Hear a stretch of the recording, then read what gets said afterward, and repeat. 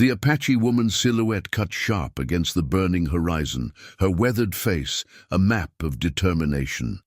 300 miles lay behind her, a journey through scorched desert and jagged canyons that would have broken most warriors. But Nizhoni wasn't most warriors. She was a mother. Her children had been taken during the last cavalry raid, whisked away to a distant settlement while she lay bleeding among the yucca. Now, after weeks of tracking, praying, and surviving on nothing but desert herbs and ancestral prayers, she finally stood before the whitewashed house where her children slept. What would she do when she discovered they no longer remembered their native tongue, when they looked at her as a stranger? Would she tear them from this new world they now called home, or would she make the ultimate sacrifice that only a mother's heart could bear? Before we jump back in, tell us where you're tuning in from, and if this story touches you, make sure you're subscribed, because tomorrow I've saved something extra special for you. Dawn broke over the Apache camp, nestled against the foothills, painting the desert in hues of amber and gold. Nizhoni emerged from her wickiup, a clay water vessel cradled in her hands. The container, adorned with symbols of her family line, had been her grandmother's, its surface worn smooth by generations of women who had carried water to sustain life. "Nahimana Ahanu," she called softly. "Come help your mother." Her children appeared, rubbing sleep from their eyes. 10-year-old Nahimana, tall for her age with serious eyes that missed nothing, took the vessel without being asked. 7-year-old Ahanu darted around them like a hummingbird, unable to contain his morning energy. "Today we gather the sacred herbs," Nizhoni told them as they walked to the stream. "The rainy season approaches and we must prepare." Keme, her husband, was already awake, discussing hunting plans with the other men. He nodded to her across the camp, his strong profile outlined against the rising sun. 15 summers they had been together, their bond as enduring as the mountains that sheltered them. As Nahimana carefully filled the vessel, Nizhoni showed Ahanu how to identify the tracks of a desert fox that had come to drink during the night. The boy's eyes widened with excitement. "Will I be a tracker like father?" he asked, his small hand tracing the print in the sand. "Perhaps," Nizhoni smiled. "But first, you must learn patience." Their peaceful morning routine belied the tension that had been growing for months. 2 nights ago, a rider from the northern band had brought warnings of cavalry movements, more children taken from the Navajo camps, more families broken in the name of civilization. Later that afternoon, as Nizhoni taught Nahimana the patterns, for a ceremonial basket, she noticed a dust cloud on the horizon. Her hands stilled. "Take your brother inside," she instructed, her voice calm but firm. A lone rider approached their camp, not a cavalry charge, but a solitary figure on a dun-colored horse. The elders gathered, and Kime stepped forward with several warriors. The rider was Lieutenant James Hayes, a cavalry officer known to occasionally warn them of impending raids. His presence was both reassurance and threat, never fully trusted, but sometimes their only glimpse into the world of the white man's plans. "New orders have come down," Hayes said after dismounting, his voice low as he spoke to their leader. "The children are to be gathered and sent east for education." Nizhoni, listening from the shadows, felt her heart constrict. She had heard the stories. Children taken, their hair cut, forbidden to speak their language, returned years later as strangers to their own people, if they returned at all. That night, as her children slept, she spoke with Keme by the dying embers of their fire. "We should move higher into the mountains," she urged, "where they cannot find us." Keme's face, illuminated by the faint glow, looked carved from stone. "And live like ghosts, always hiding. This is our home. Better to live as ghosts than to have our children stolen," she countered. He took her hand, his calloused fingers gentle against her skin. "We have always survived, Nizhoni. We will survive this too." In her dreams that night, an eagle circled overhead, calling her to follow. She walked a path she did not recognize, across deserts and canyons, always following the eagle's cry. When she woke, the dream clung to her like morning mist, a warning she could not yet decipher. Nahimana found her sitting outside, watching the stars fade. "Mother, what troubles you?" Nizhoni pulled her daughter close, inhaling the sweet scent of her hair. "Nothing that the sunrise cannot heal," she lied, pressing a kiss to the child's forehead. "Go, help your brother prepare for the day. We have much to do." But as she watched her children move through the morning rituals of their people, a shadow of foreboding darkened her heart. The clay water vessel sat nearby, a silent witness to her fear, a fear that would prove all too prophetic in the days to come. They came at dawn, when the light was still gentle and the dew fresh on the desert. Sage, no warning, no time to flee. Just the thundering of hooves and the sharp commands carrying on the morning air. Nizhoni had been grinding corn when the first shots rang out. The pestle dropped from her hand as she ran toward her children sleeping. Place, Keme was already moving, shouting for the others to take cover. "Nahimana! Ahanu!" Her voice tore through the chaos as blue-coated soldiers swarmed into the camp. She saw Nahimana pulling her brother by the hand, their small faces contorted with fear.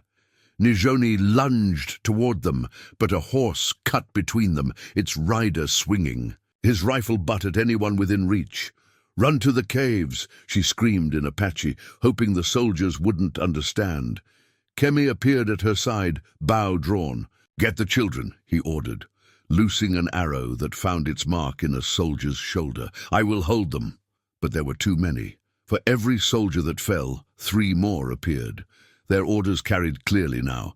"Take the children. All of them!" Nizhoni fought her way toward her children, who had been cornered against the rocky hillside.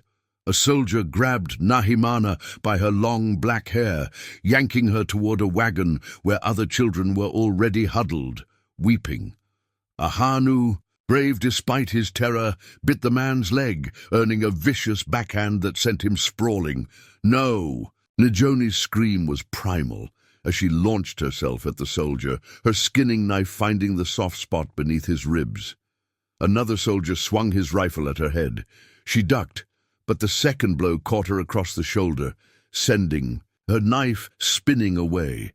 Pain exploded through her body, but still she fought, clawing, biting, anything to reach her children. Through the swirling dust and smoke, she saw Kem fall, 3 soldiers surrounding him. His eyes found hers one last time, a look of sorrow and rage and love, before a saber slashed down. "Mother!" Nahimana's desperate cry cut through Nizhoni's grief. Her daughter was being lifted into the wagon, her small fists pounding uselessly. Against the soldier's chest, Nizhoni staggered forward, blood streaming from a wound on her temple. A rifle butt slammed into her back, driving her to her knees. She looked up to see Ahanu being carried away, his face blank with shock. "Please," she gasped in broken English, reaching toward the officer who appeared to be in charge. "My children!" "Please." The man looked down at her with cold eyes. "They'll be better off, civilized." A boot connected with her ribs and darkness edged her vision.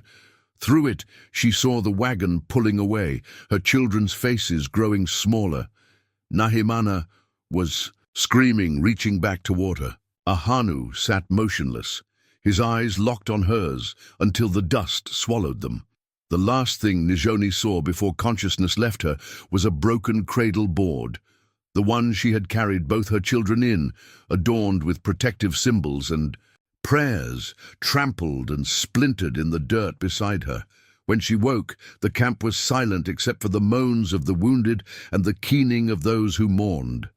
The sun had climbed high, baking the blood into the earth. Nizhoni dragged herself up, her body a symphony of pain, and crawled to where she had last seen Keme. His body lay still, face turned toward the sky he had so loved in life. She touched his cooling cheek, but felt no tears come. The hollowness. Inside her left no room for weeping. Around her the remains of their life smoldered. Wickiups burned, food stores scattered, the elderly and wounded struggling to tend one another. Those who could still walk were gathering what remained of their possessions. There would be no staying here. Nizhoni's fingers closed around a splintered piece of the cradleboard. She pressed it against her heart, feeling the carved symbols that had once protected her children. Now it would serve a different purpose. It would remind her of her oath. "I will find you," she whispered, her voice rough with smoke and pain. "No matter how far they take you, no matter how long it takes, a mother does not abandon her children." With trembling hands, she tucked the broken cradleboard fragment into her dress, next to her skin, the first artifact of her journey. The first piece of the path that would lead her back to her children. Darkness, then pain. These were Nizhoni's first companions, as consciousness returned in waves. She was in a cave, the familiar smell of healing herbs and smoke surrounding her. How long had she been here? Days? Weeks? "Be still," a cracked voice commanded. "The spirits have not finished mending what was broken." Elderly Haloke, the tribe's medicine woman, bent over her.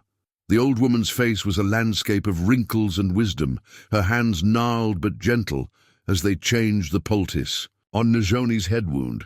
"My children," Nizhoni rasped, trying to rise. Keme walks with the ancestors now," Haloke said softly. "As for your children, they live.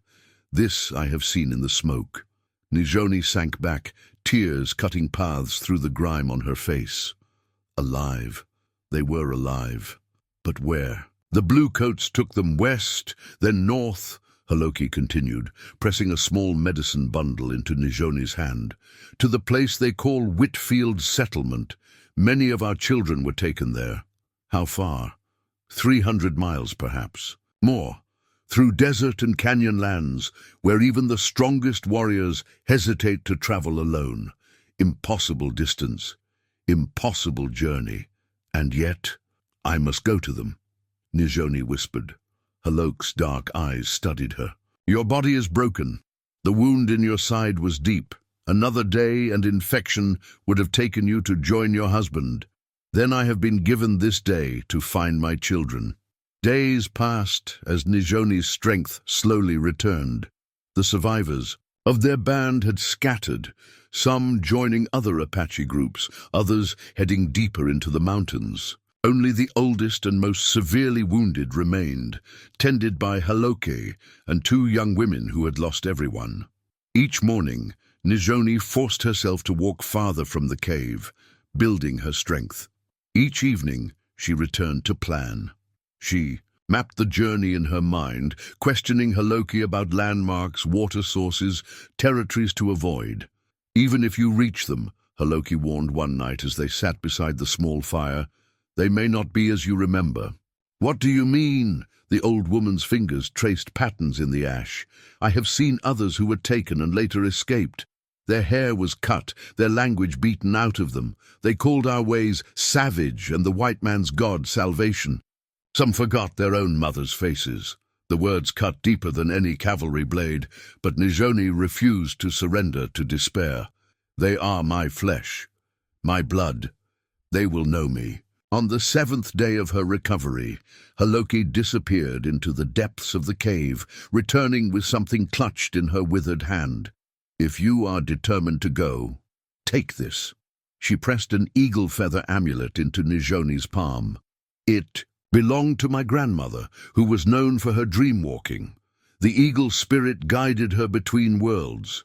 Perhaps it will guide you to your children." Nizhoni tied the amulet around her neck with reverence. "I am not worthy of such a gift." "It is not a gift, it is a necessity." Haloke's voice hardened. "The tribal council says you must not go. They say it is suicide, that you must accept the loss as we have accepted so many." "And what do you say?" The old woman's eyes gleamed in the firelight. "I say a mother's heart knows no boundaries, but neither does it know foolishness. You will need more than courage to survive this journey." That night, Nizhoni prepared. She packed dried meat, a water skin, flint for fire-making, the medicine bundle Haloke had given her. healing herbs, bandages, a bone needle and sinew for suturing wounds, a knife, a blanket. Nothing more could be carried for the journey ahead. Before dawn, she knelt beside Kem's grave, marked with stones on a ridge overlooking what had once been their home. "Watch over them until I can reach them," she whispered, placing her hand on the earth that covered him. "Guide my steps if you walk with the ancestors now." As the first light broke over the eastern horizon, Nizhoni stood at the mouth of the cave, the eagle feather amulet against her heart and the broken piece of cradle board tucked into her dress. Haloke stood in the shadows. "Remember," the medicine woman said softly, "sometimes to save a life you must be willing to lose it."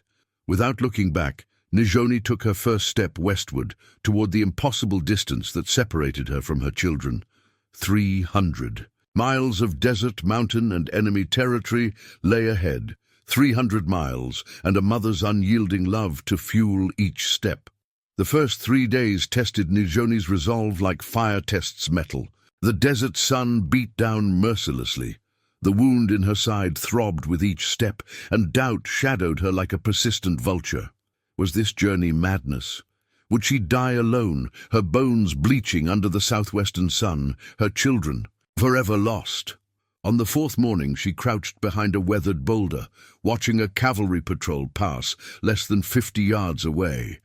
6 soldiers, dust-covered and weary, their horses plodding along a dry creek bed that Nizhoni had been following. She pressed herself against the sun-warmed stone, scarcely breathing, until they disappeared over a ridge. That night, she allowed herself to remember. Nahimana at 7, learning to weave her first basket, her small fingers clumsy, but determined. Ahanu's laughter as Keme hoisted him onto his shoulders, pretending to be a wild mustang. The memories sustained her when water ran low and her moccasins wore thin. Dawn of the 6th day found her huddled in the hollow trunk of a lightning-struck cottonwood as rain lashed the desert in a rare deluge. Water streamed through cracks in her shelter, soaking her to the skin, but filling her water skin to capacity. A gift from the ancestors, she decided. By the 8th day, the desert began to give way to scrubland.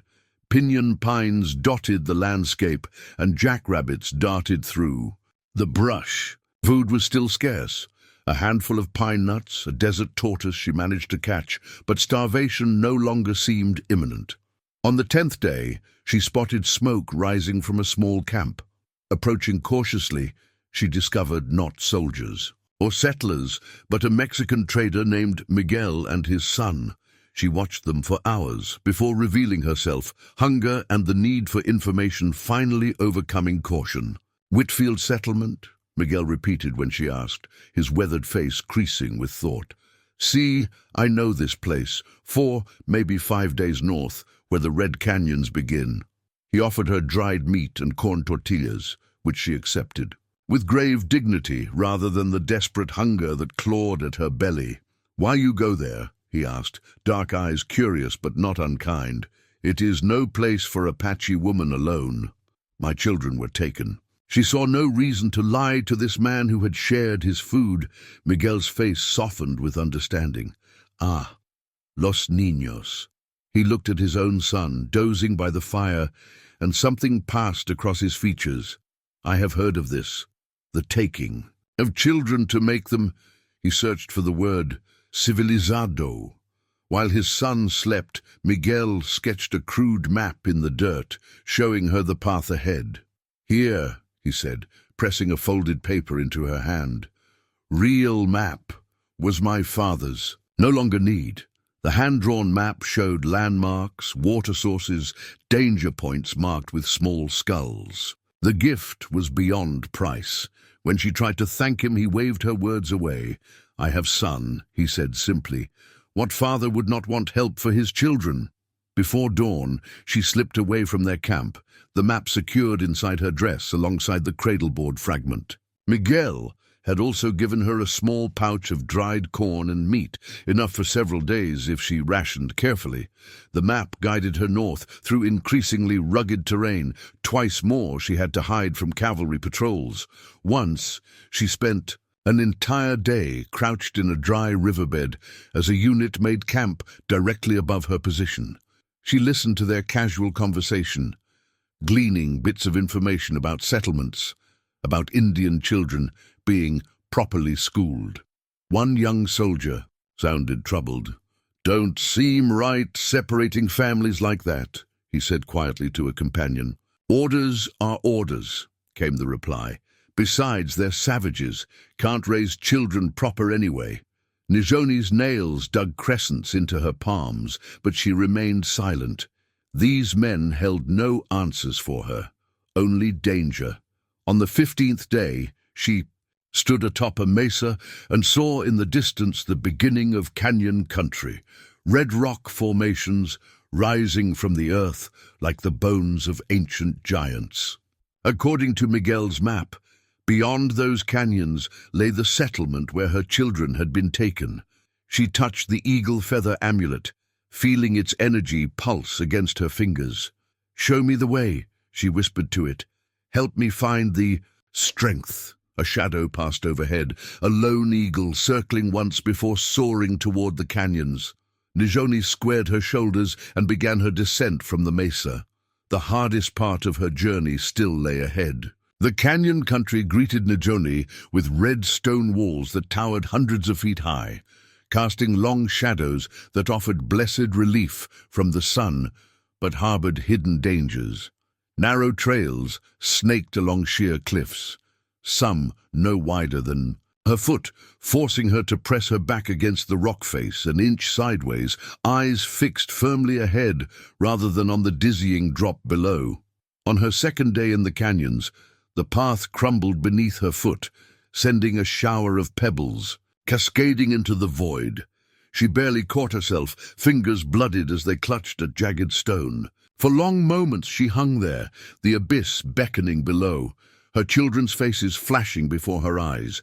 With a grunt of determination, she pulled herself back to safety, then sat trembling as her racing heart slowed. "Not today," she whispered. "To the canyon. I have not come this far to fall."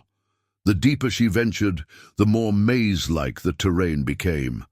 Without Miguel's map, she would have been hopelessly lost among the twisting passages and box canyons that ended in sheer walls. Water grew scarce again. The few springs marked on the map were often just damp patches of sand that yielded only a few precious swallows when dug into. On the third canyon day, she heard the distinctive warning of a rattlesnake, an instant before her foot would have landed. Beside it, the diamond-patterned serpent was coiled in the shadow of a boulder, nearly invisible against the rocky ground. Nizhoni froze, then carefully backed away, giving the guardian of the path a respectful berth, but the next one caught her unaware. It struck as she reached for a handhold while climbing a steep section of trail, its fangs sinking into the flesh. Between her thumb and forefinger, pain lanced up her arm like liquid fire as she jerked back, losing her balance and tumbling several feet down the rocky slope. Dazed but clear-minded enough to know that panic would only speed the venom's spread, Nizhoni examined the wound. 2 puncture marks welled with blood mixed with clear venom. Without hesitation, she took her knife and made a small cut across the bites, then bent her head and sucked, spitting the tainted blood onto the ground. Again and again she repeated the process until the metallic taste in her mouth seemed cleaner. Using a strip torn from her dress, she bound her wrist tightly, hoping to slow the venom's progress. Then, fighting the waves of dizziness already washing over her, she forced herself to keep moving. To stop now, alone in this labyrinth of stone, would mean death. By nightfall, her hand had swollen to twice its normal size, and fever burned through her body. She huddled in the shelter of an overhanging rock, shivering despite the lingering heat of the day. From her medicine bundle, she took healing herbs given by Haloki, willow bark for the fever, other plants known to draw poison from wounds. She chewed them into a paste and packed it against the bite, wrapping it with the last of her clean cloth. Through the haze of pain and fever, she thought of her children. Would they even remember the healing songs she had taught them? Or had those two been taken, replaced with the settlers' strange medicines and prayers? "Sing with me, Nahimana," she whispered to the empty canyon. "Help your mother find strength." In the delirium that followed, she thought she heard her daughter's high, clear voice joining her own in the ancient healing chant. The stars wheeled overhead, and the rattlesnake appeared in her visions, speaking to her of endurance and shedding what was weak to become stronger. When dawn broke, her fever had crested. The swelling remained, but the fiery pain had subsided to a dull throb. Somehow she had survived the night. She cut the rattle from a shed snakeskin nearby and added it to her small collection of journey tokens, a reminder of the death she had defied. As she gathered her strength to continue, a distant rumble echoed through the canyons. At first, she thought it thunder, but the clear blue sky above negated that possibility. Then she realized water, flash flood. She had just enough time to grab her meager possessions before a wall of water surged around the bend, filling the narrow canyon bottom with churning, debris-laden current. Nizhoni scrambled up the canyon. A wall, her injured hands screaming in protest as she pulled herself higher, the rising water licking at her heels. From her precarious perch, she watched helplessly as her waterskin and most of her remaining food were swept away by the torrent. The flood was both blessing and curse. It would provide water once it receded, but had claimed almost everything she needed to survive. Forward, she told herself grimly when the waters finally began to subside hours later. Only forward. As twilight fell on her fourth canyon day, she stumbled upon an unexpected sight. A crude cabin tucked into a protected alcove, smoke rising from a stone chimney. For long moments she observed from hiding, assessing the risk. A lone figure moved. Around outside, an old man with a grey beard and stooped shoulders. Not a soldier, not a tribal enemy. Perhaps, she thought, touching the eagle feather amulet for courage, this was the next guardian on her path. The next test of her resolve to reach her children, no matter what obstacles the journey placed before her. The old prospector, Jeremiah by name, proved to be a blessing disguised as a grizzled hermit. He asked no questions about her injured hand or what brought an Apache woman alone into the canyons. Instead, he shared his meager dinner of rabbit stew and offered her a corner by his fire for the night. "Folks mostly leave me be out here," he said, stroking his tangled grey beard. "And I returned the favor. Figured out long ago that a man's business is his own." Only when her strength had returned somewhat did Nizhoni broach the subject of Whitfield's settlement. "Know it well enough," Jeremiah nodded, packing his pipe with tobacco. 2 days' journey north if you know the paths. Longer if you don't. They have children there, she said carefully. Children not their own. Understanding dawned in the old man's rheumy eyes. "Ah, you're looking for your little ones?" He puffed thoughtfully on his pipe. "Won't be easy. Reverend Whitfield runs that place with an iron hand wrapped in scripture.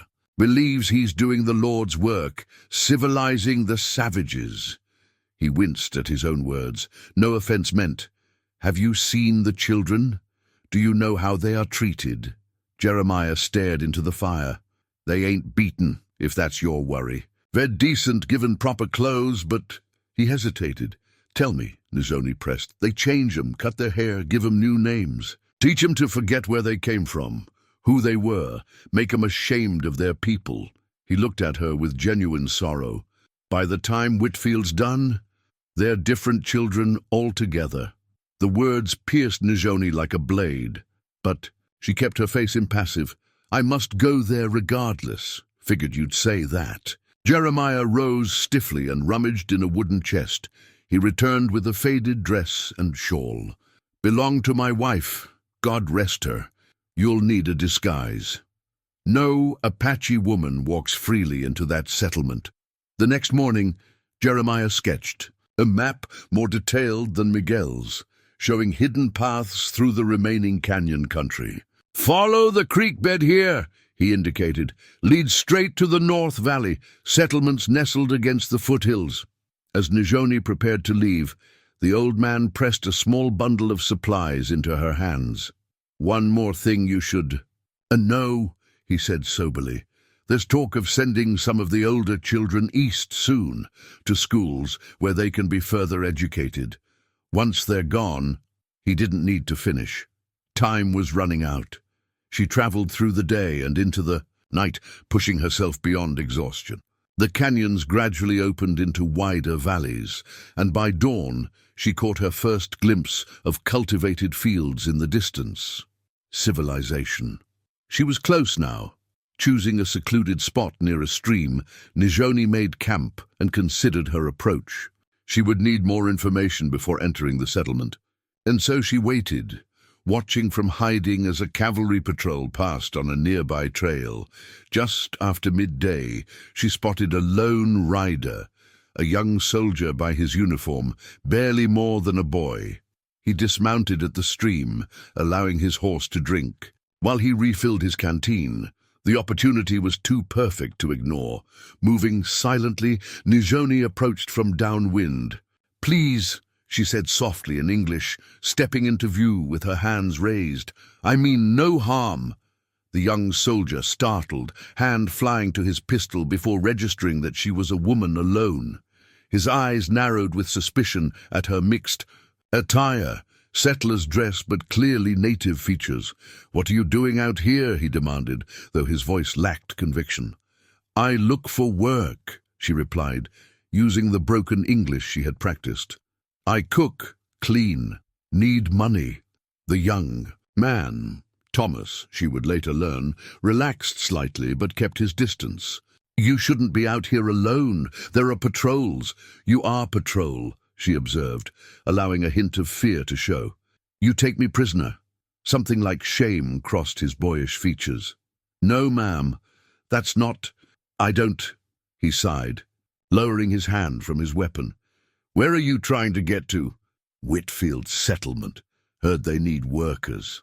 Thomas studied her face. Whatever he saw there, desperation, determination, or simply humanity, seemed to move him.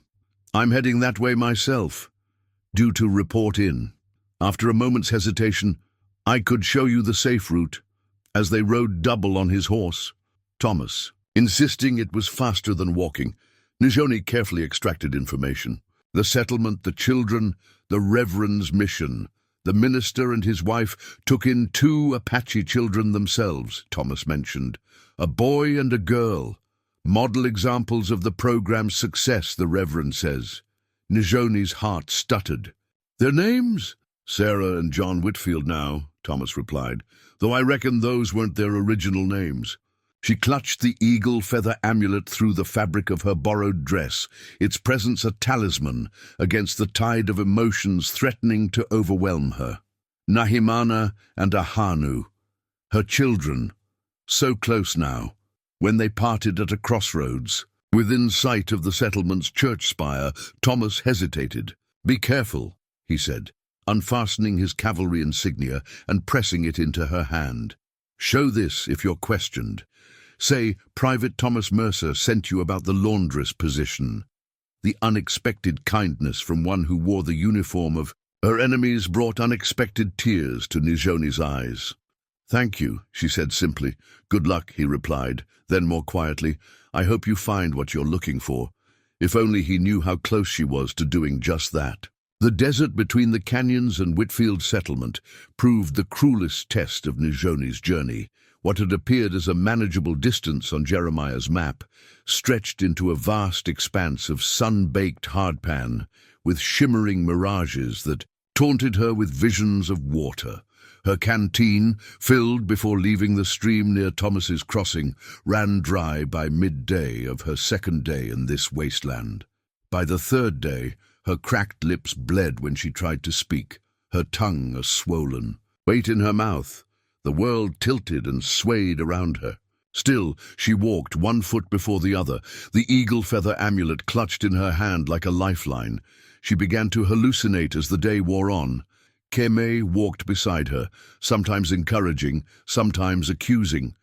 "Why did you not protect?" "The better," his spectre asked. "Why did you survive when I did not?" "I will bring them home," she croaked to the apparition. "I will complete what we both would have done." The empty canteen bounced against her hip, a hollow reminder of her most pressing need. According to Jeremiah's map, a spring lay just beyond the next ridge. If it existed, if it hadn't dried up. If the map was accurate, too many ifs stood between her and survival. As the merciless sun reached its zenith, Nizhoni's steps faltered.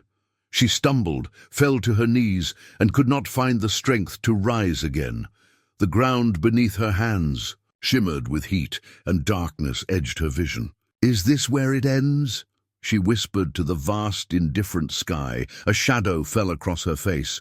Through swollen eyelids, she perceived movement, the outline of a person. Then hands, lifting her, dragging her into blessed shade. Water touched. Her lips, just a trickle at first, then more as her body remembered how to swallow. Consciousness faded in and out as fever took hold. Voices murmured around her in Apache dialect, though not her own bands. When Nizhoni finally woke fully, she found herself in a crude shelter, a woman with iron-grey hair watching her intently. "You crossed Death Valley alone," the woman stated. Neither question nor accusation. "Few have done that and lived." Nizhoni tried to sit up, but weakness pushed her back down. "My children. Rest first, then speak of children." Days passed in the small encampment, a band of outcasts, she learned. Apache who had fled their tribes or been cast out, now living in the margins between two worlds. Some had worked for settlers or the cavalry, others had married outside the tribe. All shared the same status, belonging nowhere. Their leader was Tallulah, the grey-haired woman who had found Nizhoni near death in the desert. "Why do you seek Whitfield settlement?" Tallulah asked on the third evening as they sat beside a small, smokeless fire. "There is nothing there for our kind but grief." Nizhoni told her story, the raid, her journey, the children taken and renamed. Tallulah's weathered face showed no surprise, only a deep sadness. "I too once had a son taken. For years I dreamed of finding him, of bringing him home." She stared into the fire. "When finally I did, he looked at me as if I were a stranger. Worse, an enemy. What happened?" He called for the soldiers. Tallulah pulled aside her collar to reveal an old bullet scar near her shoulder. His new father gave him a coin for being vigilant against Indian intruders. Murmurs of agreement came from others around the fire. Each had a similar tale, children transformed, rejecting their heritage, their blood, their own parents. "Save yourself this pain," one man advised. "The white man's medicine is strong. It changes the mind, the heart, but Nizhoni would not be swayed. I must see for myself." In the morning, Tallulah presented her with new clothes, a mixture of Apache and settler garments that would help her blend in near the settlement. Most precious of all, a pair of sturdy moccasins with leather soles cut from settler boots. Perfect for walking between worlds. "If you are determined to go," Tallulah said, "then go prepared. But remember, the children you find may not be the children you lost." With a replenished water skin and provisions enough for several days, Nizhoni continued her journey. The empty canteen remained tied to her belt, a reminder of how close death had come and the strength she had found to defy it once more. The terrain changed again as Nizhoni approached the final stretch of her journey. Desert gave way to foothills, and foothills to the rugged mountain passes that sheltered Whitfield settlement in their northern valley. Pine trees appeared, their resinous scent a welcome change from the scorched emptiness of the desert. At night, the temperature dropped sharply, forcing her to build small, smokeless fires for warmth. With each passing day, Signs of settler presence increased. Logging scars marked the mountainsides. Occasionally, she heard distant gunshots from hunting parties. Once she froze in place for nearly an hour as men's voices carried to her hiding spot, their casual conversation about taming the wilderness drifting on the breeze. On the fourth day in the mountains, Nizhoni crouched behind a granite outcropping as a group of horsemen passed below. Not cavalry this time, but settlers, a hunting party returning with a deer carcass slung across one of the horses. "Whitfield's planning something big," one man said to another as they rode. "Special service. This Sunday for them converted Indian children, showing them off to some government fellow coming through. Waste of time, if you ask me," replied his companion. "Can dress 'em up in proper clothes, but they're still savages underneath. Tell that to them Whitfield kids. No trace of Indian left in them too. Spooky, almost, how quick they took to civilized ways." The men continued down the trail, their voices fading, but their words had lodged like barbs in Nizhoni's heart. No trace of Indian left. Had her children truly been transformed so completely, or was it a mask they wore to survive? She had taught them both from earliest memory. Sometimes we must bend like the willow to survive the storm. Had they simply followed her teaching in ways she had never imagined? That night, a cold front moved in, bringing the first snow of the season. Light flakes dusted Nizhoni's shelter, a crude lean-to of pine branches, and she huddled deeper into her blanket. The chill seeped into old injuries. Her snake-bitten hand ached, and the cavalry wound in her side throbbed in rhythm with her heartbeat. 278 days since the raid. 278 days since she had held her children, heard their voices, seen their smiles. Would they even know her face? Would their eyes light with recognition or cloud with fear? Dawn brought clearer weather, but deeper snow in the high passes.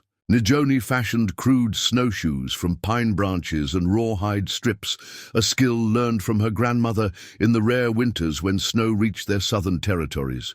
Her progress slowed as she carefully picked her way through treacherous terrain, ever conscious that a twisted ankle or broken leg now would end all hope of reaching her children. Midway through the day, she spotted smoke rising from a cabin ahead. Approaching cautiously, she observed a solitary man chopping wood, a mule grazing in a small corral nearby. His clothing and bearing marked him as neither cavalry nor typical settler. A trapper, perhaps, or a mountain trader. For long moments, she debated whether to risk contact. Her supplies were dwindling again, and information about the settlement's layout would be invaluable. But each interaction with strangers carried danger. As she weighed her options, a sharp crack echoed through the trees, a branch breaking under the weight of snow. The man's head snapped up, eyes scanning the forest edge where Nizhoni hid. With practiced ease, he reached for the rifle leaning against the chopping block.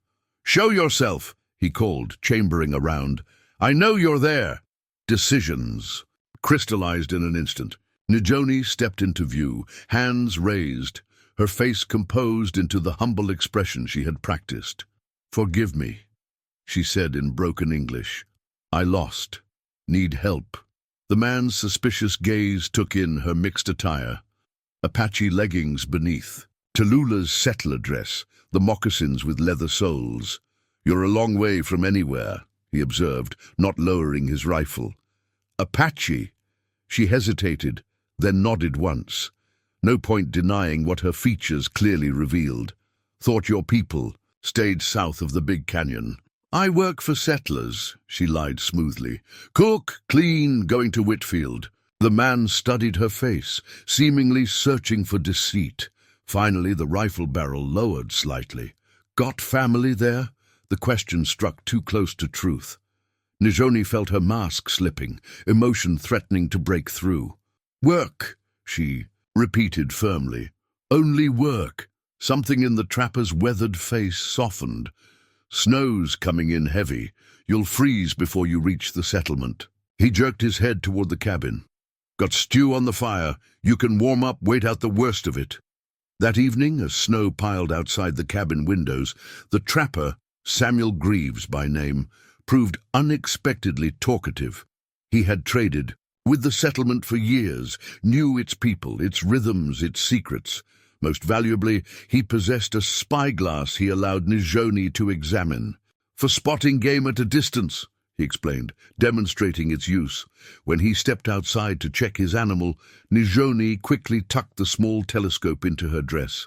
Another artifact for her journey, one that would allow her to observe her children from afar before risking closer contact. She was so close now. Just one mountain pass separated her from the valley where her children lived their new lives.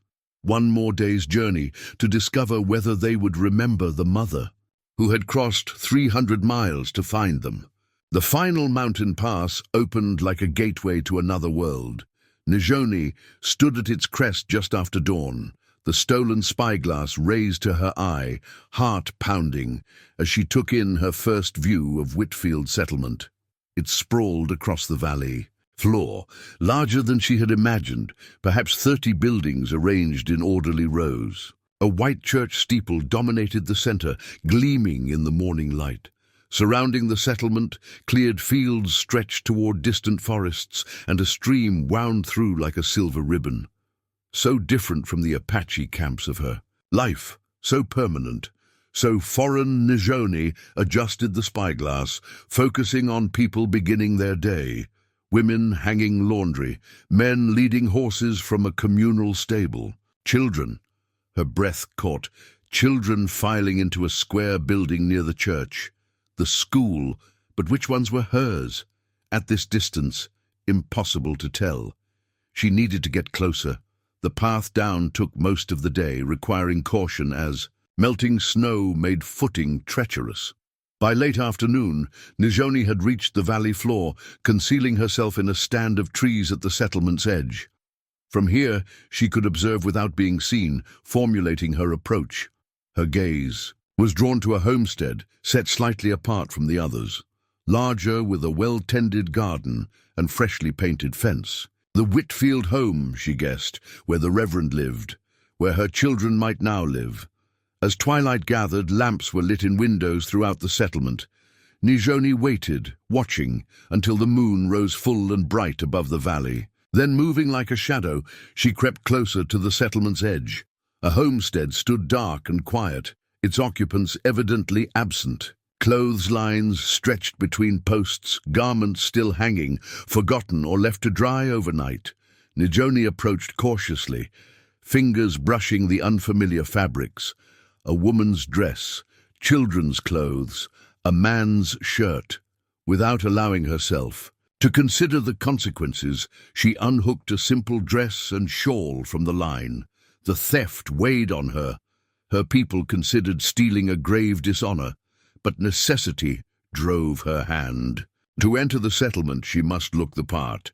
Before returning to her hiding place, she noticed a small outbuilding behind the house. A storage shed, its door secured with a simple latch. Inside, shelves held preserves, tools, and household items.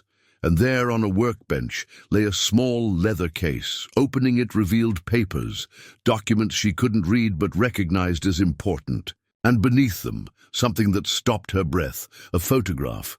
The small, stiff image showed a family pose stiffly before the church, a bearded man in black, a severe-looking woman, and between them, 2 children in European clothes. A boy and girl, their hair cut short, their expressions solemn. Even in the dim moonlight, even with their transformed appearance, Nizhoni knew them instantly, Nahimana and Ahanu, her children, but they were not called those names anymore. According to the careful inscription on the photograph's back, Reverend and Mrs. Whitfield with Sarah and John, redeemed from heathenism. Nizhoni sank to her knees, the photograph clutched to her chest, emotions warring within her. They were alive. They were here. But the transformation was already stark, their traditional clothing gone, their long hair shorn, their Apache identities visibly stripped away. Had their spirits been similarly altered? Did anything of their true selves remain beneath these strange disguises? She tucked the photograph into her dress, next to the eagle feather amulet, another token on her journey. Evidence of what she sought, painful though it was to see. Dawn found her camped miles from the settlement, her stolen dress washed in a stream and dried by a small fire, her plan taking shape. She would enter Whitfield settlement openly but cautiously, posing as a Mexican woman seeking work, laundry, cooking, cleaning, the kind of labor that would grant her access to homes without raising suspicion. The morning brought another stroke of fortune. A trader's wagon passed near her camp, heading toward the settlement. The driver, a grizzled man with a weathered face, pulled up when she stepped onto the road. "You headed to Whitfield?" he asked, looking her over with more curiosity than suspicion. Nizhoni nodded, clutching her small bundle of possessions. "For work," she explained in her practiced broken English. "Hop on, then. I deliver supplies there twice a month." He gestured to the wagon bed. "Make yourself comfortable among the flour sacks." As the wagon rattled toward Whitfield settlement, Nizhoni rehearsed her story. Maria from Santa Fe, husband dead, seeking honest work. Simple, plausible, and, she hoped, enough to gain entry to the world that had claimed her children. The trader proved talkative, sharing gossip about the settlement's inhabitants. Most valuably, he confirmed what the hunters had mentioned: a special Sunday service 2 days hence, celebrating the successful conversion of the heathen children. Reverend Whitfield's mighty proud of those 2 Apache youngsters he took in. The trader remarked, "Government sending an official to see his methods might lead to more funding for his school." Nizhoni's fingers found the stolen photograph through the fabric of her dress. 2 days. In 2 days, she would see her children up close, for the first time in nearly a year. Would they see her too? Would something in their blood recognize the mother who had crossed mountains and deserts to find them? Or would their eyes pass over her as they would any stranger, any Mexican laundress seeking work in their new, civilized world? Whitfield settlement revealed itself as a place of rigid order. Streets laid in perfect grids, houses built to identical plans. Even the gardens followed prescribed patterns. Vegetables here, flowers there, fruit trees aligned with mathematical precision. Nothing like the organic, responsive flow of Apache camps that moved with the seasons and adapted to the land's contours. Nizhoni kept her head down as she followed the trader's wagon to the general store. Eyes averted, shoulders slightly hunched. The posture of someone who wished to be overlooked, yet she missed nothing, cataloging every detail that might aid her mission.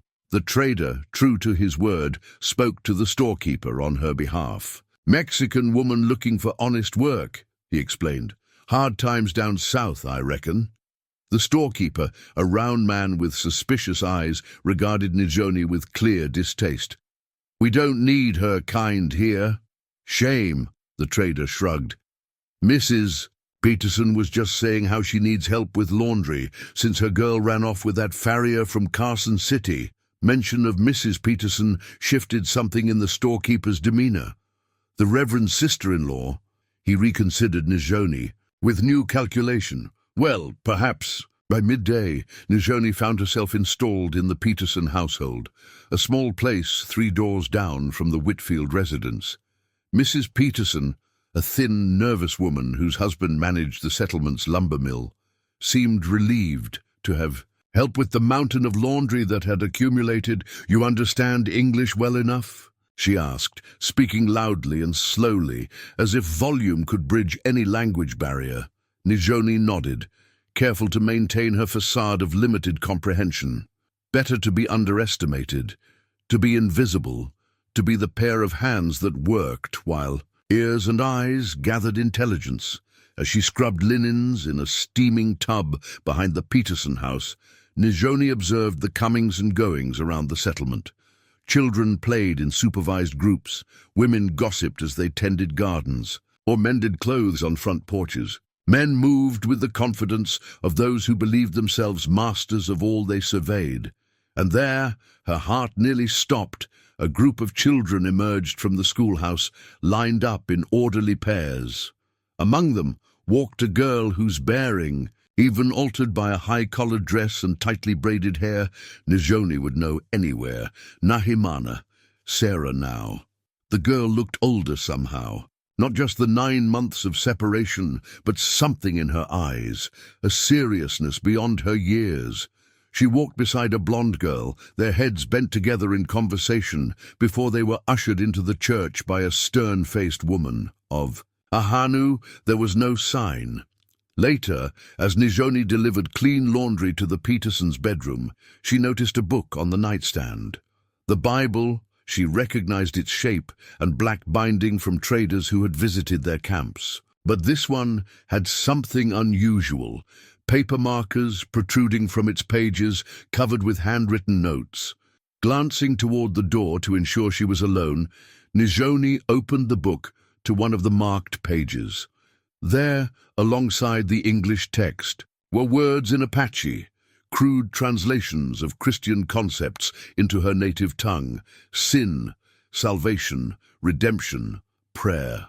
The artifact shocked her more than the photograph had. This was how they did it, how they reached into her children's minds and reshaped their understanding of the world, taking sacred Apache words and bending them to serve the settler's God. "What are you doing?" Nizhoni started, nearly dropping. "The book." Mrs. Peterson stood in the doorway, her thin face pinched with suspicion. "Clean," Nizhoni mumbled, gesturing to the stack of folded linens she had placed on the bed. "All clean now." Mrs. Peterson's eyes narrowed as they darted between Nizhoni and the Bible. "That is not for you to touch. That is Reverend Whitfield's special teaching Bible." "Sorry, Mrs. Very pretty book." Nizhoni affected an expression of simple admiration. "Pictures?" She pointed at the Bible, as if asking to see illustrations. The ploy worked. Mrs. Peterson's suspicion gave way to condescension. "It's not a picture book, you simple thing. It's the Word of God, translated for the savage mind." Her tone softened slightly, taking on a missionary zeal. "Reverend Whitfield has done remarkable work teaching the heathens their sinful ways. His Indian children are proof of God's transformative power." Nizhoni nodded meekly, hiding the rage that boiled beneath her carefully composed features. "Good children. The very best examples. Why, little Sarah? She was a wild thing when she arrived. Wouldn't speak a word of English, tried to run away twice. Now she leads the other children in prayer and sings hymns beautifully." Pride suffused Mrs. Peterson's face, as if she personally had accomplished this transformation. "And John, well, he's taken to civilized ways even more completely. Sometimes I think he doesn't even remember his savage beginnings." Each word was a knife in Nizhoni's heart, but she maintained her mask. "I see them, these good children." "You'll have your chance at Sunday's service," Mrs. Peterson said dismissively. "Everyone will be there to witness Reverend Whitfield's success, even an Indian agent from Washington." That evening, as Nizhoni settled onto her pallet in the Petersons' storage shed, her assigned sleeping quarters, she held the eagle feather amulet before her in the dim moonlight that filtered through cracks in the wooden walls. "Guide me," she whispered in Apache. "Show me how to reach them. Show me if anything of their true selves remains." Tomorrow, she would find a way to observe her children more closely, to test whether the transformation Mrs. Peterson boasted of was complete, or whether somewhere deep within, Nahimana and Ahanu still lived beneath the veneer of Sarah and John. Fortune, or perhaps the eagle spirit, smiled on Nizhoni the next morning. Mrs. Peterson, rushing to prepare for a women's prayer meeting, thrust a basket of clean laundry into her hands. "Take these to the Whitfield house," she instructed. "Mrs. Whitfield is expecting them for Sunday's service preparations." Nizhoni's pulse quickened. "The Whitfield house, where her children lived." "Yes, Mrs." she murmured, keeping her eyes downcast to hide the fierce hope that must surely shine there. The Whitfield residence stood apart from others in the settlement, larger, with a wraparound porch and polished windows. Nizhoni approached, with measured steps, rehearsing her broken English, steeling herself against the possibility of seeing her children at such close range. A young maid answered her knock, taking the basket with barely a glance at Nizhoni. "Wait here," the girl instructed. "Mrs. Whitfield will want to check the linens." Left alone on the porch, Nizhoni strained to hear voices inside the house, a woman's authoritative tone, a man's deeper resonance, but no children's voices.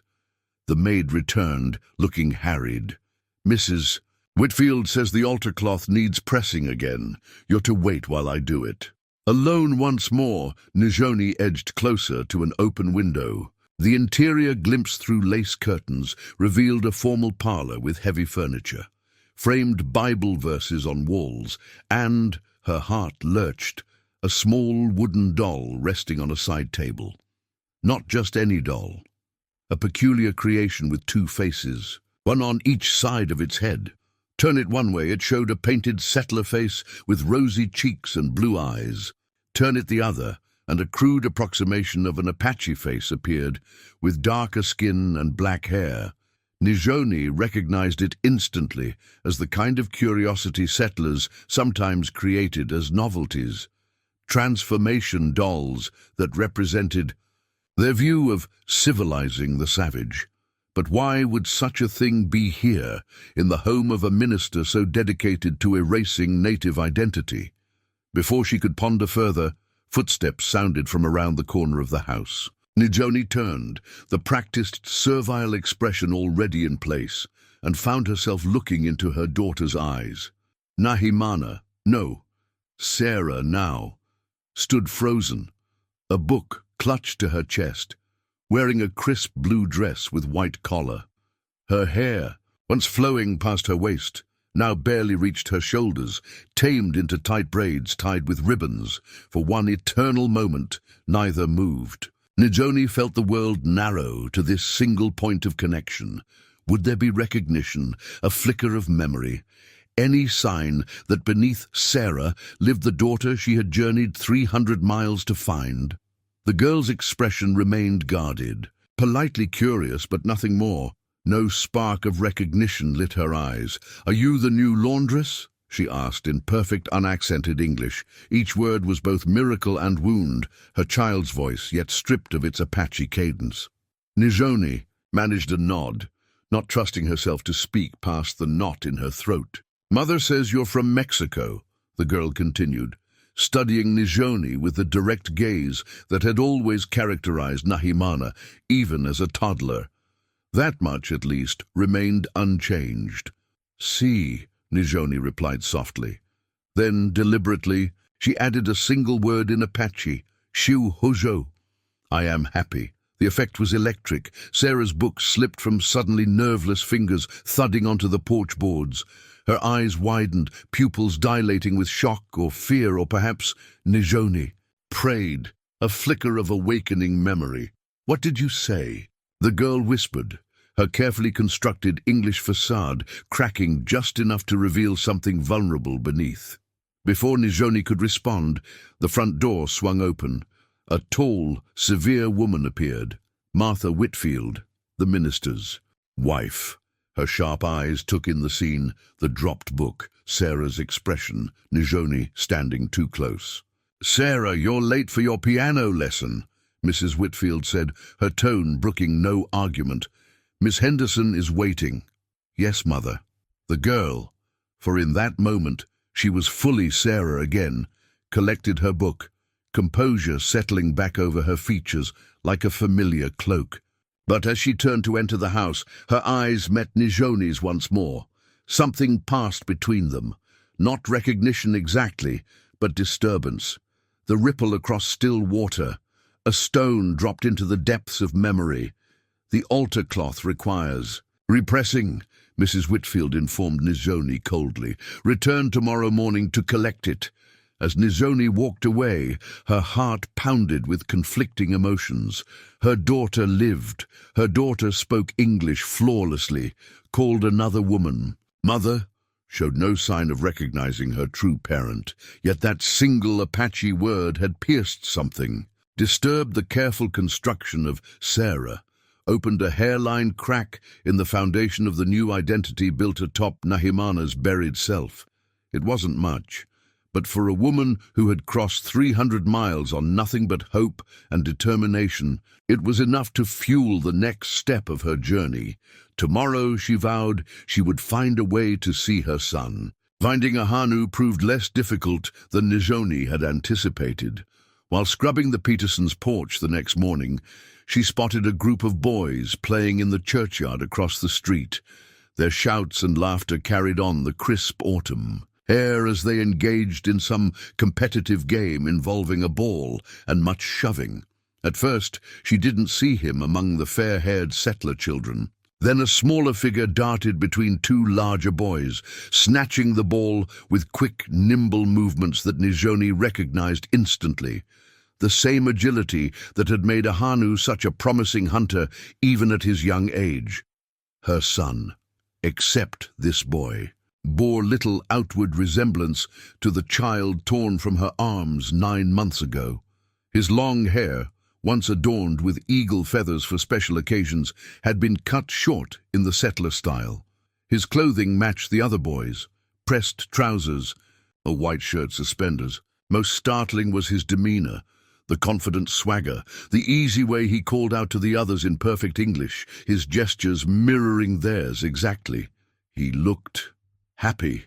Nizhoni paused in her work, the brush forgotten in her wet hand, watching her son play with his new friends. There was no trace of discomfort or outsider status in his behavior. No hint that he had ever been anything but John Whitfield, the minister's adopted son. The game shifted, becoming more aggressive. 2 new boys joined, older with the lanky build of teenagers on the cusp of manhood. Their arrival changed the dynamic instantly.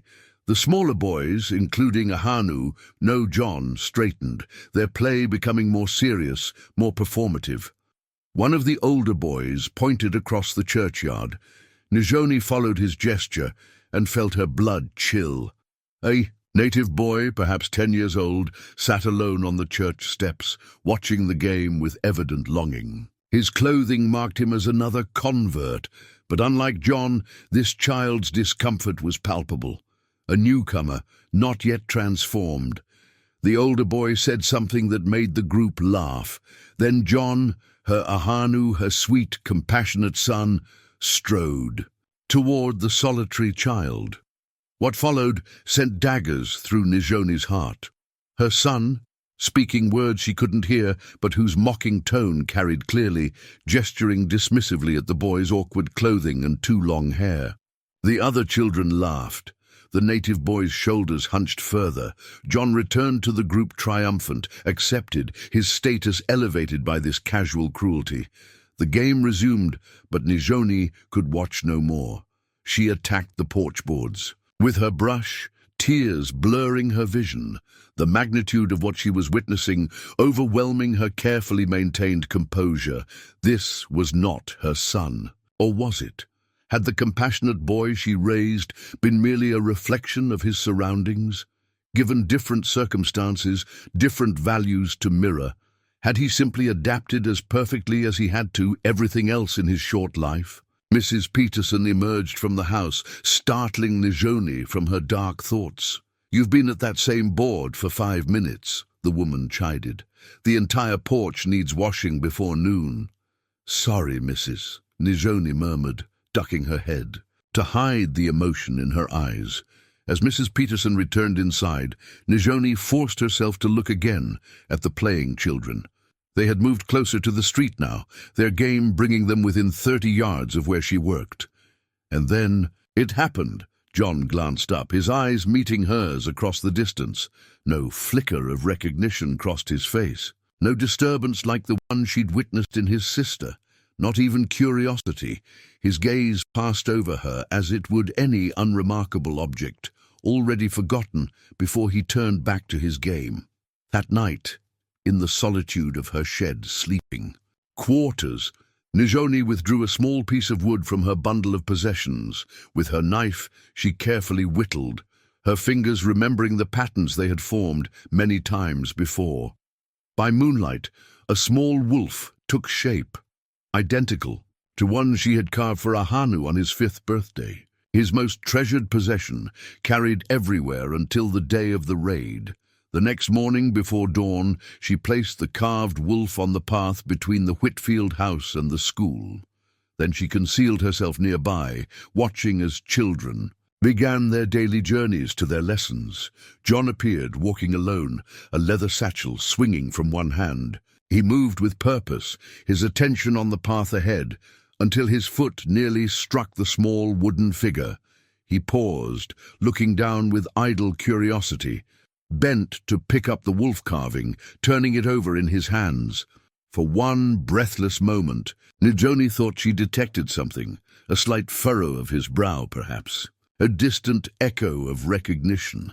Then he shrugged, tossed the carving back onto the ground, and continued on his way without a backward glance.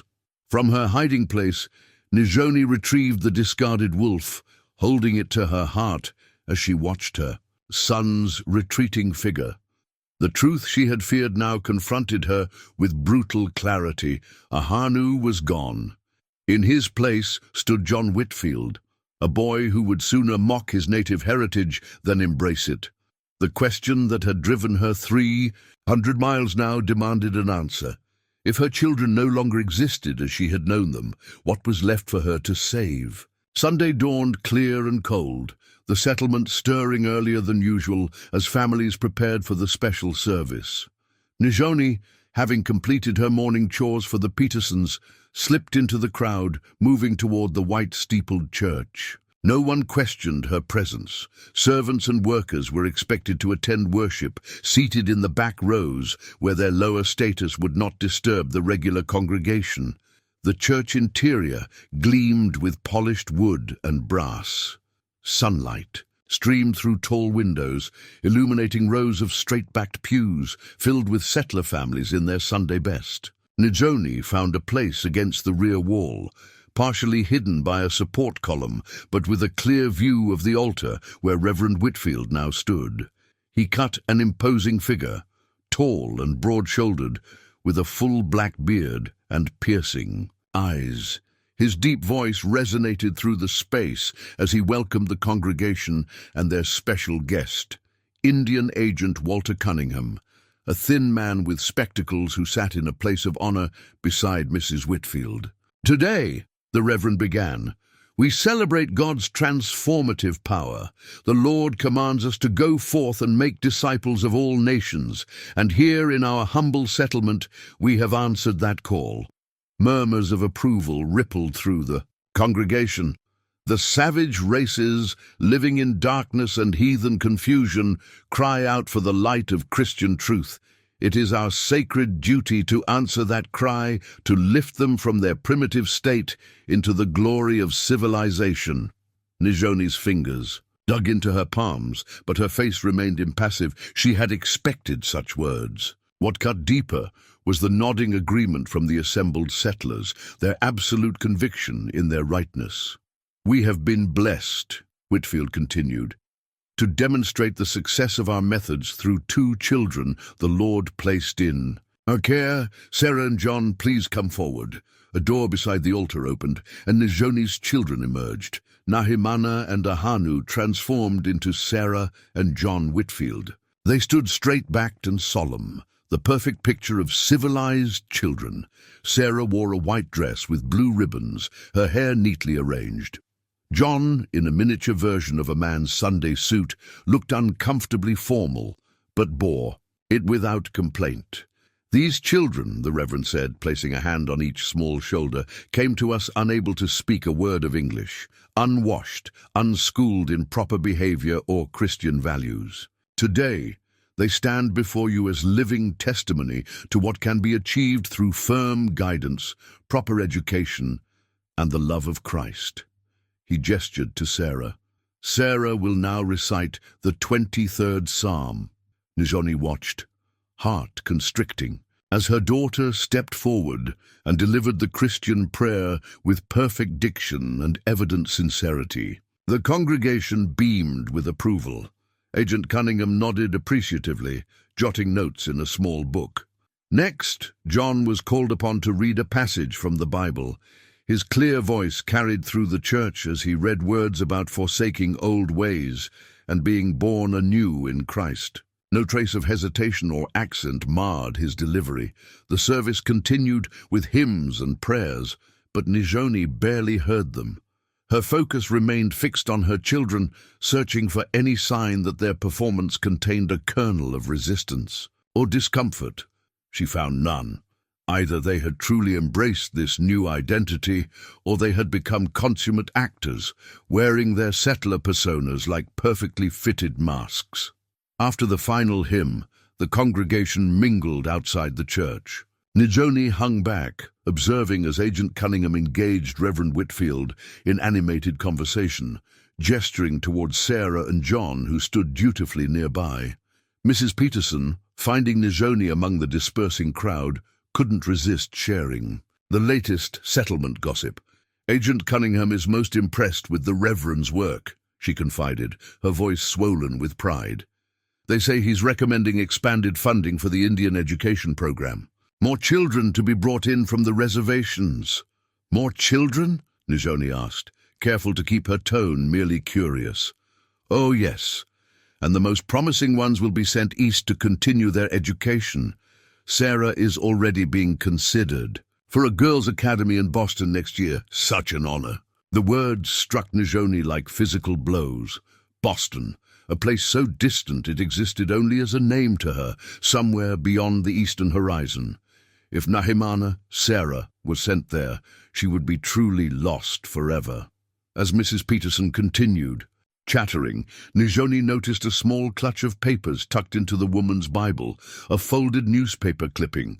When Mrs. Peterson was distracted by another congregant, Nizhoni carefully slipped the clipping free. Later, alone in her shed, she examined her stolen artifact. Though she couldn't read the printed words, the illustration was clear enough. A drawing of Reverend Whitfield standing proudly behind Sarah and John, with a caption that likely extolled his success in civilizing native children. The paper trembled in her hands as the full weight of her situation pressed down upon her. Her children were not only being erased, they were being held up as examples, justification for taking more children from more families. And soon, her daughter would be sent even further beyond her reach. Time was running out. She had found her children, but the hardest question remained unanswered. Having found them transformed, what was she to do now? The opportunity Nizhoni had been waiting for came 3 days after the Sunday service. Mrs. Peterson, mentioning that the Whitfields would be attending a dinner at the mayor's house, casually added that Sarah will be staying home to practice her piano lesson. Such a dedicated child. Nizhoni's heart quickened. Her daughter, alone. That evening, as darkness fell, she slipped away from the Peterson household with a bundle tucked beneath her shawl. Moving through shadows, she approached the Whitfield home from the rear, avoiding the soft glow of lamps. From neighboring houses, the back of the house revealed a single illuminated window, the parlor where she had glimpsed the two-faced doll days earlier. Through the glass, she could see Sarah seated at a piano, her small fingers working methodically over the keys. The same focused expression Nahimana had worn when learning to weave her first basket. Nizhoni watched for several minutes, ensuring no adult remained in the house. The maid had likely been given the evening off while the Whitfields attended their dinner. Perfect. She tapped gently on the window glass. Sarah's head jerked up, fingers freezing mid-note. The girl stared at the window, uncertainty evident in her posture. Nizhoni tapped again, then slowly raised her hand in greeting when Sarah's gaze found her in the darkness. After a moment's hesitation, Sarah rose from the piano bench and approached the window. She didn't open it, but stood close enough that they could see each other clearly through the glass. "You're the laundress," she said, voice muffled by the barrier between them. Nizhoni nodded, then gestured toward the back door. "Please," she said softly. "Talk." Suspicion flashed across the girl's face, a wariness that no 9-year-old should possess. But curiosity won out. Minutes later, the back door opened a cautious few inches. "Mrs. Whitfield doesn't allow visitors when she's away," Sarah said, her perfect English a continuing shock to Nizhoni's ears. "Not stay long," Nizhoni promised. "Have something. For you." From beneath her shawl, she produced a small corn-husk doll of the type she had made for Nahimana since infancy. This one, crafted in secret moments over the past 2 days, matched the last doll her daughter had owned before the raid. Sarah stared at the offering, making no move to take it. "I'm not allowed to have things like that. Was yours," Nizhoni said, the words emerging more Apache accented than her usual careful English. "Before." Something flickered in the girl's eyes. Confusion, perhaps, or the faintest stirring of memory. "I don't understand." Nizhoni took a careful step closer. "You have dreams, yes, dreams of before." Sarah's sharp intake of breath confirmed the guess. "How do you know about my dreams?" "Not dreams. Memories." The girl retreated a half step, wariness returning. "I don't know what you're talking about." "Your name," Nizhoni said gently. "Not Sarah, Nahimana." The effect was immediate and profound. Sarah's face drained of color, her composure cracking like thin ice under too much weight. "No," she whispered. "That's Father Whitfield says that was my heathen name before I was saved." "Before you were taken," Nizhoni corrected. Her careful facade was slipping now, her true voice emerging. "From your mother, from your people. My mother is dead," Sarah said flatly, though her voice trembled slightly. "Father Whitfield told me so." "Your mother stands before you," Nizhoni said, the words emerging in Apache, no longer caring about maintaining her disguise. Sarah's eyes widened, recognition and denial warring in her expression. "No," she said, switching to English as if seeking its protection. "No, that's not true. You're lying." "Remember the eagle that nested above our summer camp?" Nizhoni continued in Apache, desperate now, words tumbling out. "Remember how you would leave seeds for the blue jays that visited our winter shelter? Remember the lullaby I sang when the thunder frightened you?" Almost against her will, Nizhoni began to hum the ancient melody, the song her own mother had sung to her, that countless Apache mothers had sung to their children across generations. Something broke in Sarah then. A tear slid down her cheek as she pressed her hands over her ears. "Stop it!" she pleaded, still in English. "Please stop!" But underneath her resistance, almost unconsciously, her lips had begun moving in sync with the melody. The words were still there, buried but not erased. "They told me you were dead," she whispered. "They said you didn't want me anymore, that you gave me away to have a better life." Nizhoni's heart shattered. "I would never give you away. I walked 300 miles to find you." For one breathless moment, something like recognition dawned in Sarah's eyes. Her hand moved hesitantly forward, almost reaching for the corn-husk doll. Then footsteps on the front porch. Voices, the Whitfields, returning earlier than expected. Terror replaced the momentary connection in Sarah's expression. "You have to go," she hissed in English. "Now! If they find you, come with me!" Nizhoni pleaded. "You and your brother, I can take you home." Sarah was already backing away, shaking her head. "This is my home now." Then, almost too quiet to hear, "Please, don't come back." The door closed between them with terrible finality. Through the window, Nizhoni watched as Sarah Nahimana ran to the piano and resumed playing, her small shoulders rigid with tension, tears still streaming down her face. Nizhoni melted into the darkness, the corn-husk doll still clutched in, her hand, the echo of her child's rejection burning like fire in her chest. Sleep eluded Nizhoni that night. She sat in the darkness of her shed quarters, the corn-husk doll in her lap, replaying her daughter's words. This is my home now. Please don't come back. What had she expected? That her children would instantly recognize her? That they would abandon the security of their new lives to follow her into the wilderness? The fantasy seemed foolish now. A dream born of desperation and a mother's unquenchable hope. Dawn found her still awake, her mind circling the impossible choice before her. She could leave without them, return to what remained of her people, carrying the knowledge that her children lived but were lost to her. The thought carved a hollow space beneath her ribs, a void that would never be filled. She could try to take them by force, sneak into the Whitfield home at night, steal them away. But they would resist. They would cry out. They might even hate her for tearing them from the only life they now remembered. Or she could reveal herself fully, approach Reverend Whitfield openly as an Apache mother reclaiming her children. But she knew how that would end. The cavalry would be summoned, she would be imprisoned or worse, her children would remain, their Apache heritage driven even deeper into hiding by the traumatic reminder. There were no good choices, only variations. Of heartbreak, Mrs. Peterson, noting Nizhoni's distraction as she prepared breakfast, attributed it to simple exhaustion.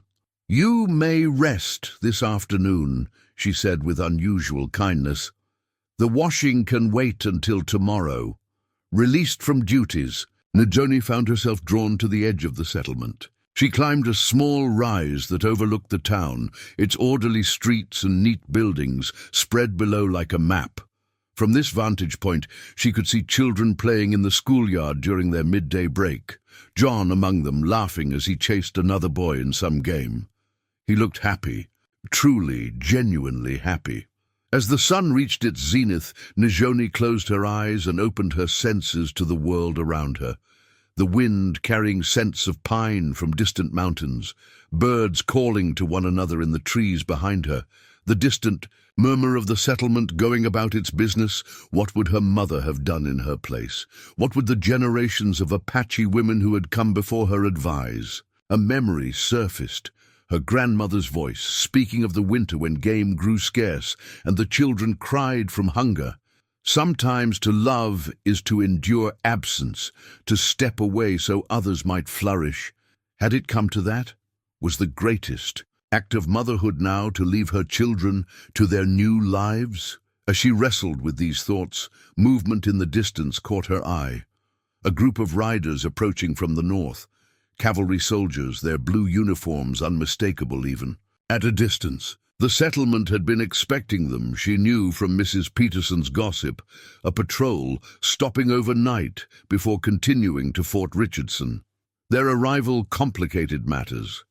If she lingered too long, if her disguise failed, if anyone grew suspicious, retreating from her overlook, Nizhoni made her way to a small creek that ran behind the settlement. There, sheltered by cottonwood trees, she removed the eagle feather amulet from beneath her dress and held it in her palm.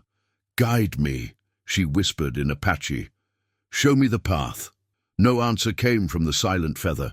No eagle circled overhead. No vision arrived to make her choice clear.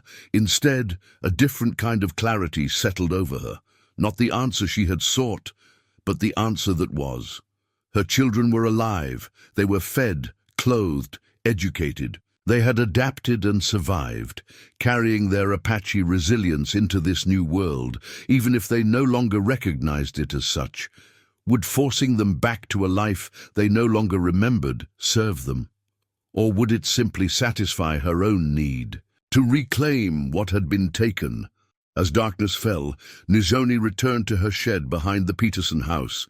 There, by candlelight, she prepared 2 small bundles. The first contained provisions for a journey, dried meat, a water skin, flint for fire starting, essentials for one person traveling alone through wilderness.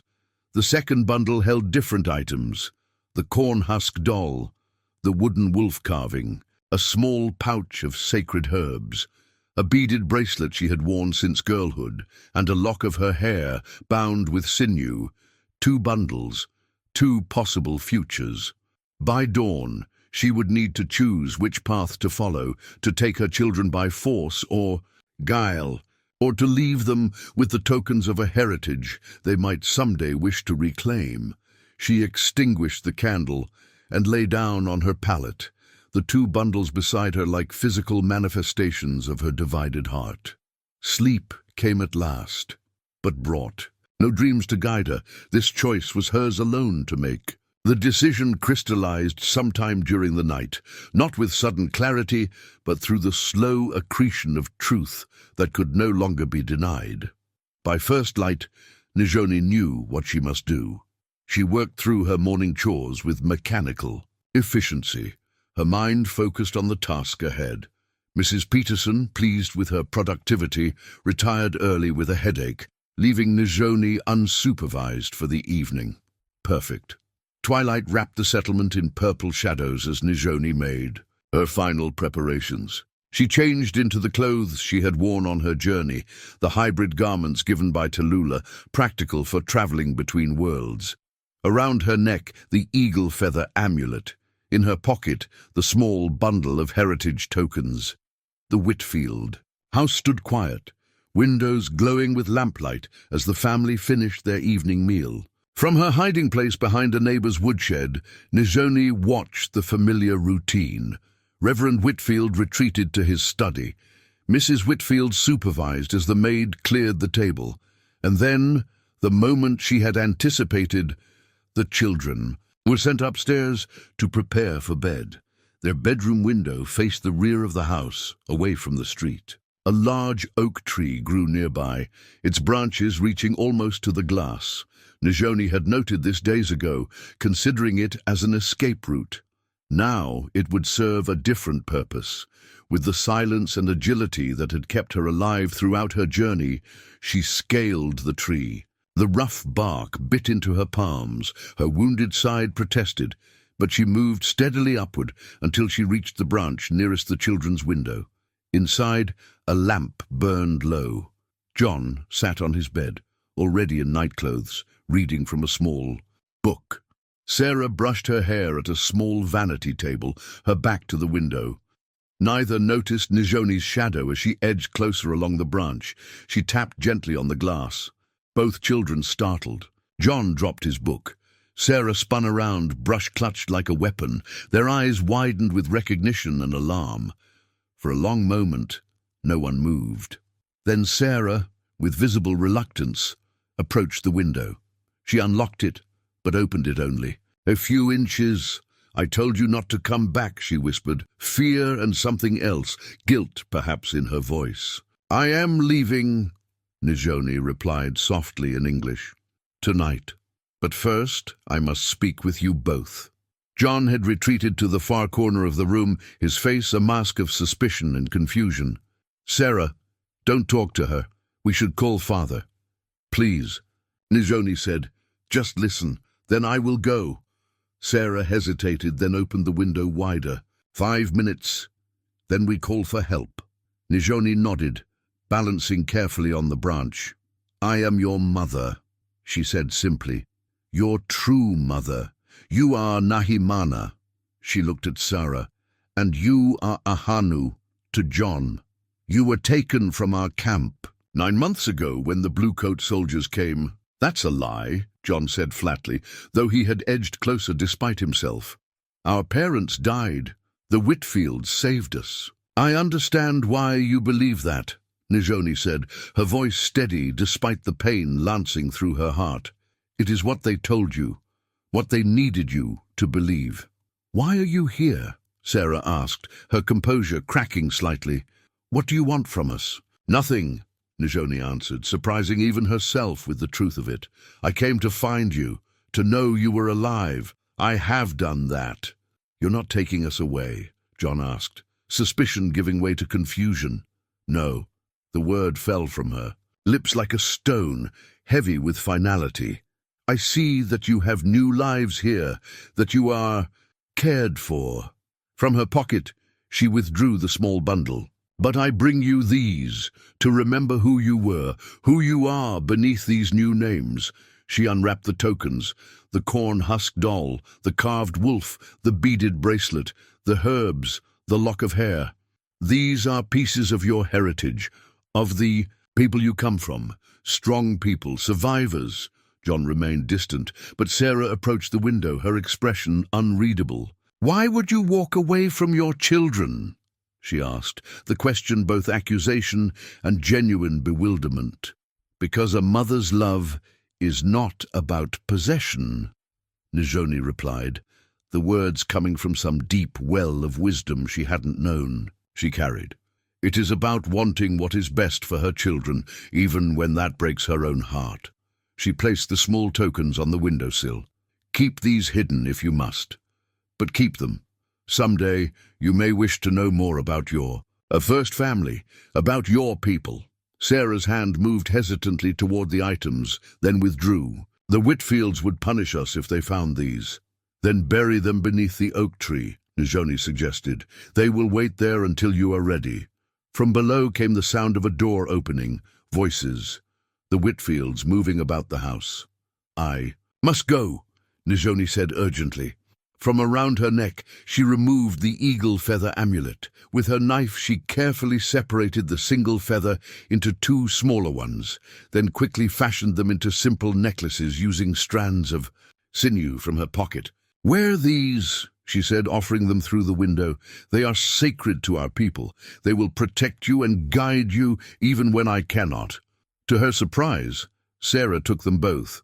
After a moment's hesitation, she handed one to John, who accepted it with obvious reluctance but didn't throw it aside. "If you ever wish to find your people," Nizhoni said, knowing these might be her final words to her children, "follow the eagle. It will lead you home." Footsteps on the stairs. Time had run out. "Goodbye, my children," Nizhoni whispered, her vision blurring with unshed tears. "Know that you are loved, that you will always be loved." She backed along the branch as Sarah closed the window, just as the bedroom door opened to reveal Mrs. Whitfield checking on the children before bed.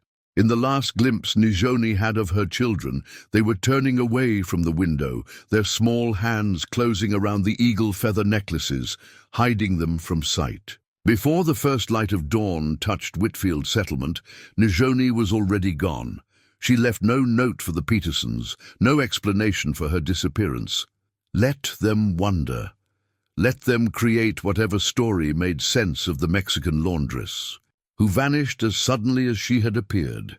She traveled east at first, a deliberate misdirection, in case they sent riders searching for her.